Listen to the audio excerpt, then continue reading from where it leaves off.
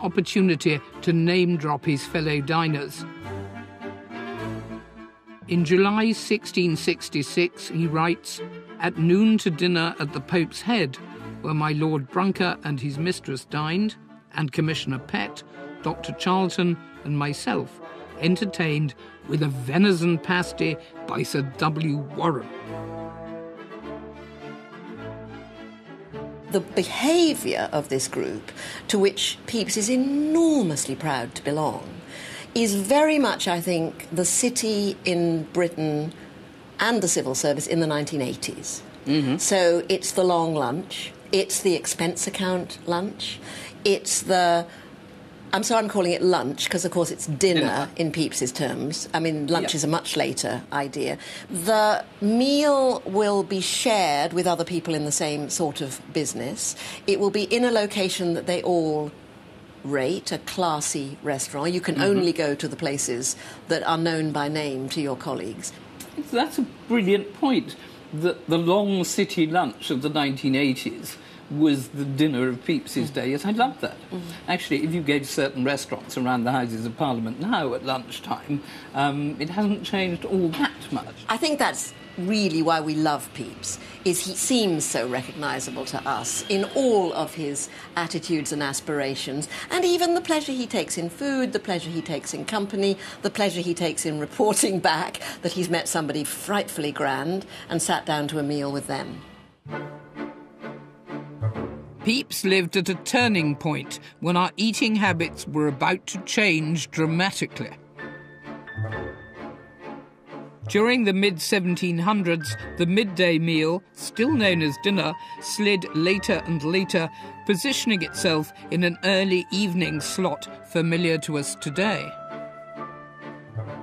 The reason why is connected to windows and light, but that's a whole other matter, and I'll deal with it when I investigate dinner. A large gap opened up in the middle of the day when people were getting hungry. A brand new meal came to the rescue, and rather confusingly, there were several different names for it. For some, it was noonings, whilst others called it nuncheon, from an old Anglo-Saxon word meaning noonday drink. But it finally settled as luncheon, and with its own entry into Dr. Johnson's dictionary, lunch is officially born. And as is so often the case, the ever-fashionable Jane Austen provides us with the evidence. In 1813, in Pride and Prejudice, the two Bennet sisters purchase food for a luncheon and triumphantly displayed a table set out with such cold meat as an inn larder usually affords. The leisured classes would make social calls during the middle of the day. Luncheon was served, and you could eat as little or as much as you wanted. So here we have a table set out as if for a luncheon in 1813, Regency period. You've got your salad, which is lettuce, cucumbers and melon. They're very keen on melons, which they grew here, so they never got very sweet. And this is your dressing, which is made with pounded hard-boiled eggs. And if you taste it,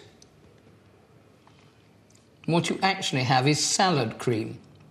I love the thought of the elegant Regency eating salad cream.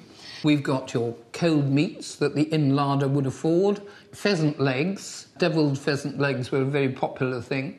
And here we've got one of my favourite dishes of the period, a sefton of herrings, which is a herring rose cooked in butter. And this dish was invented by the Regency sportsman and rakehell, the Earl of Sefton, who developed it for his wife because she enjoyed poor health, as they said at the time. And you would put that on a water biscuit, and you've got a bit of cayenne pepper. Cayenne pepper was a new in thing at the time, and you get these wonderful little holders with a spoon in for serving your cayenne pepper, which were known as lucifers, because it's so hot, it's like the devil. And I really can't resist this one. But of course, luncheon wasn't just for high society.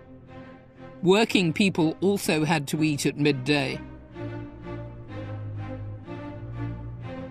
No sooner had lunch officially taken off than it had to react to one of the biggest social upheavals we've ever experienced. As the Industrial Revolution took its grip throughout the 19th century, mass migration into cities on an unprecedented scale broke down our connection between cooking and eating, radically affecting how we consumed our meals. Many poor workers now living in the city had lost the ability to grow food and had neither a kitchen nor the time to prepare a proper meal. Thousands of street stalls sprang up to sell them cheap, fast food. For millions of people, lunch became a giant open-air buffet on the street. Baked potatoes were the staple, but for variety there was tripe, sheep's trotters, udder and even peanuts. I've eaten both of the latter, and perfectly nice they were too.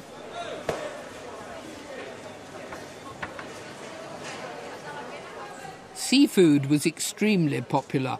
Whelks, winkles, prawns and jellied eels were consumed in great quantities. You can still find these snacks in places like Borough Market in southeast London. I've come to see an old friend of mine, Les Salisbury, here at his fish stall. Les, hello. Hello, Chrissy. How are you? I'm fine, thanks. Yes. Great to see you. All looking lovely. Yes, thank you. Lobster's trying to enter the Derby. Yes. It's a long way to go if he wants to go home. So, whelks. Can I have a whelk? These are off the Morecambe Bay coast, north of Morecambe Bay. Oh, really? Yeah. Nice looking whelk. And they've just been boiled this morning. That's really nice. There's no salt and vinegar on them because some people like it, some people don't. Putting it in vinegar. That comes from Tudor times. Right. When they started getting glass containers. Yeah. Preserve it in the glass. The vinegar wouldn't eat the glass. Yeah. But, I mean, the Victorians and the Edwardians loved all this. These are the Irish silver eel. They're really the best eel, yes. You always used to have them at the shows, and I'd come across and buy a tub for the lunch. That's right. Jellied eels originated in the East End of London, and eels were still fished in the Thames when I was a girl. I remember our cook buying them, and she would skin and prepare them herself. I much prefer to eat them from a stall like this, and I'll happily buy jellied eels or a pint of shellfish for my lunch if I can find them. Good? Very good.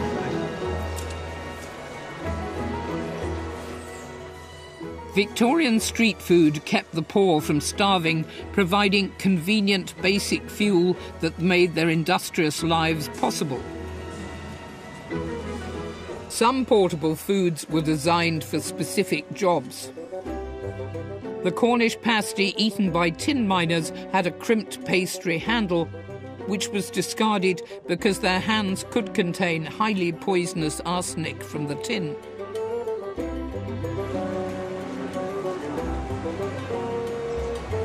Of course, all of these snacks are dwarfed by England's greatest gift to convenience food, the sandwich.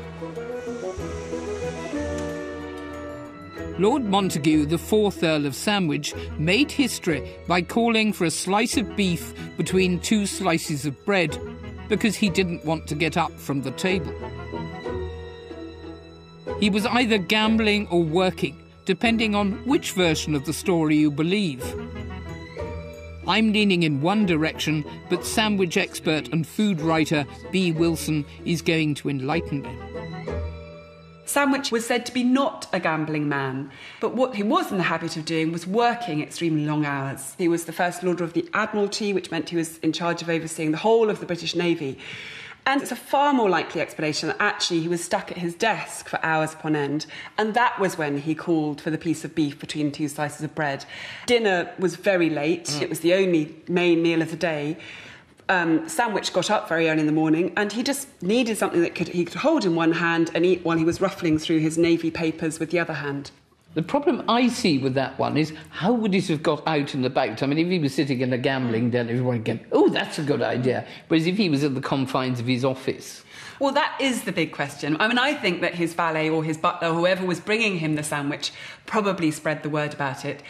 But the odds are that actually Sandwich was eating this snack in all kinds of settings. He did move in London club world. Which involved gambling. Gambling, among other things.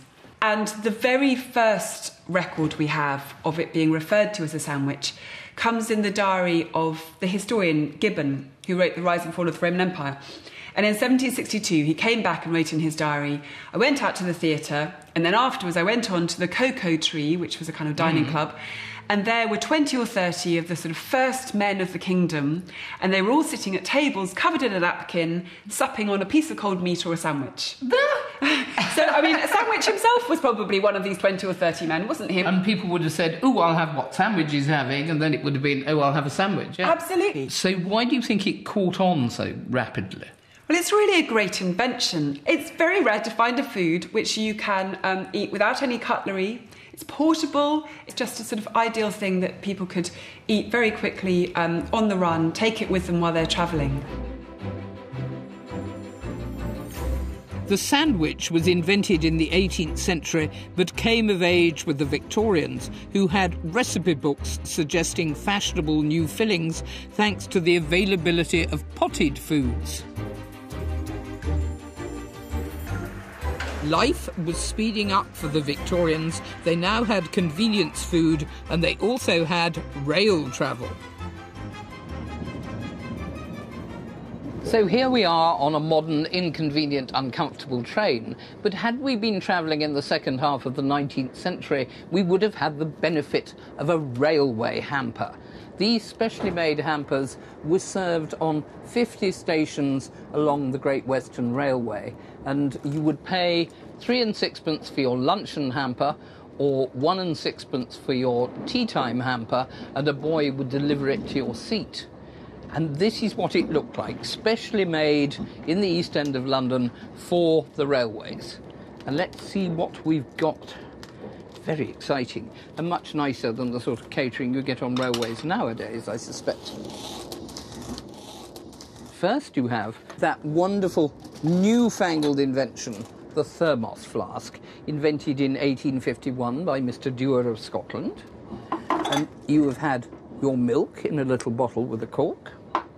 You would have had a teacup and saucer, and it's rather like the sort of picnic hamper in Wind in the Willows, isn't it? You've got ham, you've got a hard-boiled egg, butter, and even salt and pepper. Your bread roll. So you would make up your own sandwich, and when you'd finished, you just abandon the hamper at the end of your journey, and somebody would come and pick it up. The Victorians had developed an interest in nutrition, and with millions grazing only on street food, the realisation dawned that this was affecting the health of the nation. Around half of those who volunteered to fight in the Boer War in the early 1900s were rejected for being too short and malnourished. The British Empire might collapse. Something had to be done.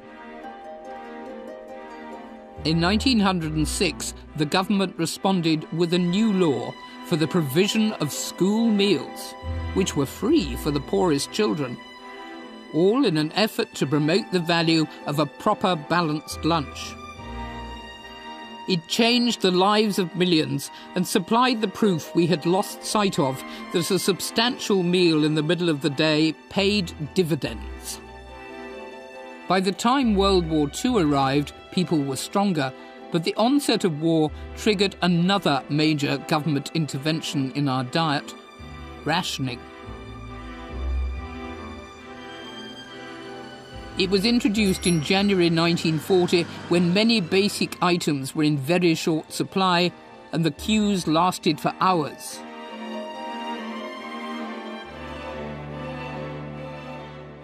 Just acquiring the ingredients and preparing a decent lunch was suddenly far more of a challenge. This is Woldingham, my old school. I had plenty of school meals here. I was born shortly after World War II ended, and I can just remember rationing. I've come back here to deliver some expertise on ration book recipes to a class of girls and their tender young palates.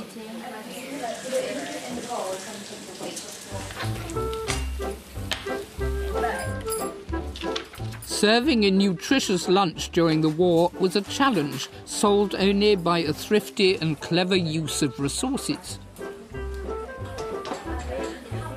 People reverted to foraging, making nettle soup, which is loaded with iron.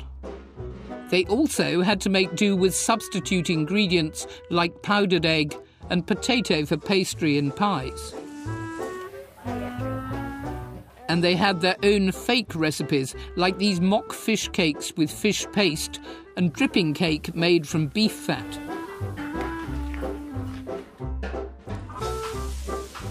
Everyone was encouraged to produce their own food. My father raised pigs on a patch of land in St John's Wood, near our home. Ironically, in this time of great austerity, our nutrition as a nation was probably never better. So what do you think of this recipe so far? Well, it's really different to normal pie. It's odd. I mean, you wouldn't normally use potato in pastry. Or dripping at all. Yeah, you'd use butter. So, But then I suppose they didn't have a lot of butter. There wasn't almost no butter. I have a cake recipe, which is just potatoes and butter and eggs. Wow. And orange juice and a bit of marmalade. And it's really delicious. But not for wartime food. I think we can all be quite glad we don't live in wartime. Yeah. Yes. I quite like my life here. I quite liked my life when I was here, but I didn't like the food much. But my mother used to send me food parcels. Give the big lumps to me because I've got stronger hands than you have. Okay. Yeah, I'm just getting covered in this. So it washes off. Yeah. Taste them. No, I haven't. Not yet. Are they good? Yeah, it's all right. Fingers.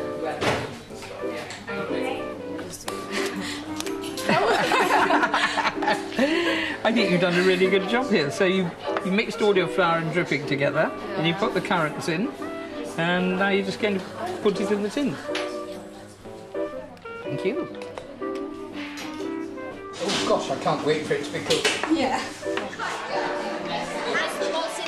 It's time to bring on the hungry lions and serve them up with these wartime recipes.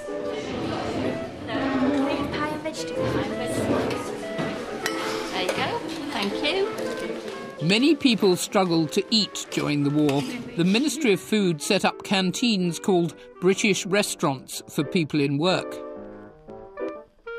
They served basic food such as shepherd's pie.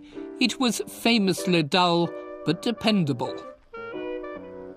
The Ministry of Food also allowed commercial restaurants to stay open but restricted them to charging no more than 5 shillings a meal. They found their own creative ways to work with limited ingredients. My mother recalled being served horse meat masquerading as steak. Her friend couldn't stomach it, so my mother ate hers as well. Not bad. Not bad. Do you like it? It has a really bad aftertaste. Yeah, I do. Love it. It's not nice. It's actually put it down then if you don't like it. I wonder if any of this simple food passes muster with these girls. Who had the nettle soup? And what did you think of it? Well, I didn't like it at first, but it grew on me. I really didn't like it. I can see that. And what did we think of the fish cakes? I liked it at first, but like it had a really bad aftertaste. So. And the pie? I thought the egg and the bacon was really nice, but the pastry was a bit stodgy, and yeah, it had a kind of weird texture. But other than that, I mean, I ate the whole thing. I really liked the dripping cake. I thought maybe it wouldn't taste like that sweet because it's from sort of beef, but I really liked it. It tastes a lot like mince pies as well, so I really liked it. So it seems to me that generally you thought it was better than you'd imagined it was going to be, even if you wouldn't rush to do it again. Is that right? With the exception of the dripping cake, which seemed to be favourably received. So just think back to your grandmothers, probably, who were coping with such situations like that in wartime. And I think that we should all give the cooks a big round of applause. Well done.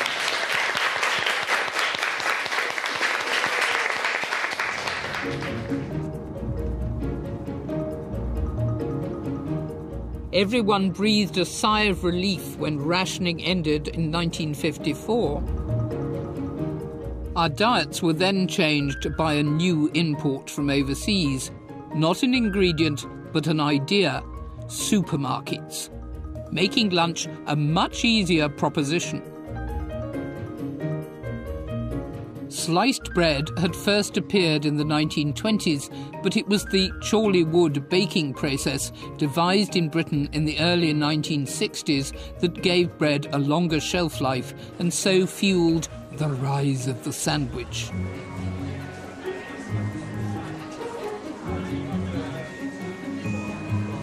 Could the 4th Earl of Sandwich have ever imagined his titanic culinary legacy when he wanted to speed up his workday?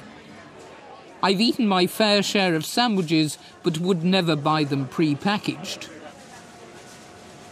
1 in 4 of us buys a sandwich for lunch every day. We spend a staggering £6 billion on them a year. The most popular selling lines are anything with chicken and prawn mayonnaise. With so many options to choose from, sandwiches are big business. Sandwich designers compete to put new fillings on the shelves. There are even awards for the most inventive sandwiches. Tom Allen has won some of the top prizes.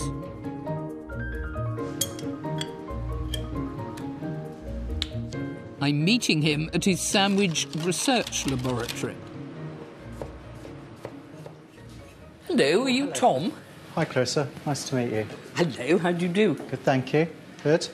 Good, what are you up to? Oh, today I'm just working on a little upgrade on the classic New York deli sandwich to try and make it a bit more exciting. So I'm putting a bit of caraway seed into the mustard dressing. May I? Yes, yeah. That's nice. Good. What's the most popular sandwich you've ever designed? One of the sandwiches that I've been involved in was generating £1 million worth of sales in a week for just one sandwich. No, what was that? It was a classic turkey stuffing cranberry. So, yeah, no, nothing complicated, but it's just a good old classic, really, and some really good quality ingredients in there. I heard that you designed the world's most, how would you say it, amazing, exotic, famous sandwich? I was in a competition which was held in Australia, and I won the world's greatest sandwich. Right, show me. OK. So it's not all bad news. Even if lunch has mostly shrunk down to consuming convenience food in a hurry, I can see there's still plenty of room for creativity.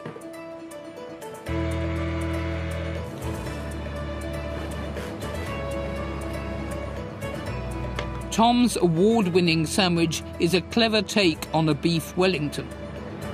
We're just getting a nice bit of caramelisation there, and the butteriness is supposed to be like the all-butter pastry of the beef Wellington.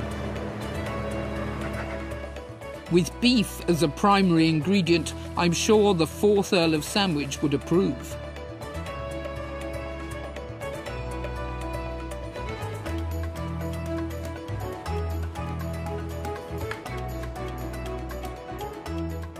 And the secret winning ingredient is horseradish ice cream.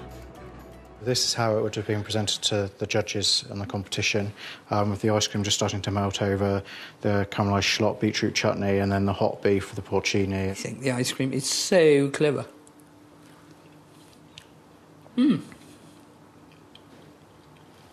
Really interesting. I'm not surprised you won. Thank you. Well done. Despite a sandwich being the norm for many, there is, I'm happy to say, one day of the week when we give lunch its proper due. Sunday lunch, whether we eat it at home or in a restaurant like this one in North London, is not simply about refuelling, but a relaxed communal experience centring on a well-cooked meal.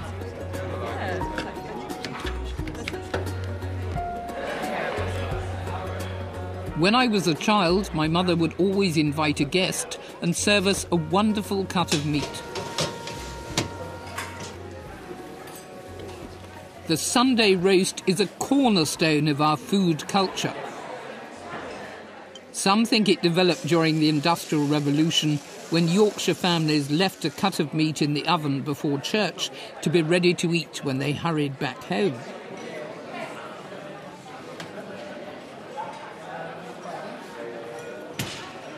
Or it may have derived from the much older medieval tradition of roasting an ox or some other animal on high days and holidays when religious feasts were regular events.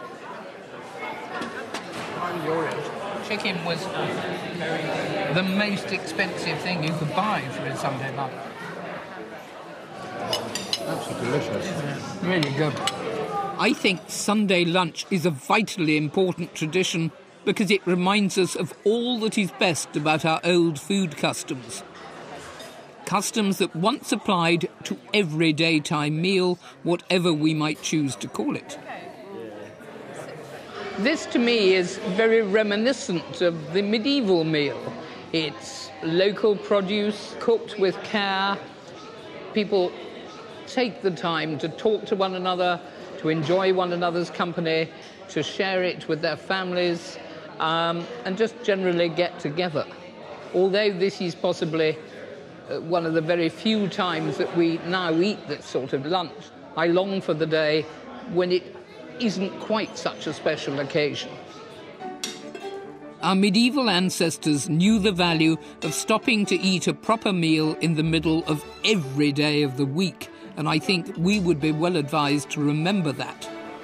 I'd urge everyone, whenever possible, to take time to enjoy a good lunch. Next week, I'll be looking at dinner, our biggest meal of the day. It's not just about food, but social aspirations and showing off.